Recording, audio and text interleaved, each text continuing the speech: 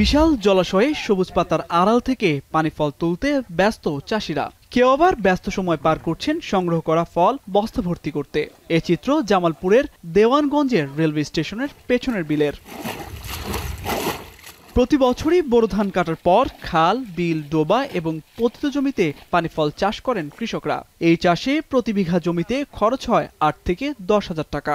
তবে বেশি লাভজনক হওয়ায় এই ফল চাষ বেশ জনপ্রিয়তা পেয়েছে এই অঞ্চলে। সার বিষের দাম বেশি, সেই জন্য ২২,০০০ টাকা খরচ হয়েছে। এখন বর্তমান সিংড়া উড়াইতেছি ৬০ থেকে ৭০,০০০ টাকা বিক্রি করতে পারবো। জামালপুর জেলা ছাড়া আরো অন্য জায়গার মাল যেটা আছে। আমরা সকালে ৬টার সময় আসি, ১১টা পর্যন্ত তুলি। দৈনিক আমরা ৪০০ টাকা বিল।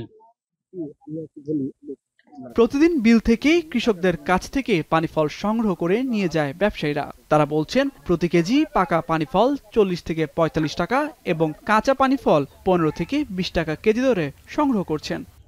মোহনগঞ্জ, জারিয়া, কুষ্টিয়া, চট্টগ্রাম, রাজশাহী এগুলোতে তো আমরা বিক্রি করি। পাকাটা বিক্রি করি ৮০ টাকা, আর সিদ্ধ করে সিদ্ধ করা হয় ওটা আপনার ১০০ টাকা বিক্রি করা হয়। ৪০ টাকা কেজি কিনলাম, ১৭০০ টাকা মন, ১০০ টাকা কেজি। কৃষি বিভাগ বলছে স্থানীয় চাহিদা মিটিয়ে দেশের বিভিন্ন জেলায় এই ফল বিক্রিতে যথাযথ ব্যবস্থা গ্রহণ করা হচ্ছে। একই সঙ্গে উন্নত জাতের চারা সংগ্রহের আশ্বাস উপজেলা কৃষি কর্মকর্তার। বিঘা প্রতি ফলন হয় ১৫ থেকে ২০ মন এবং ১ মন পানি ফল তারা বিক্রি করছে ২০০০ টাকা করে।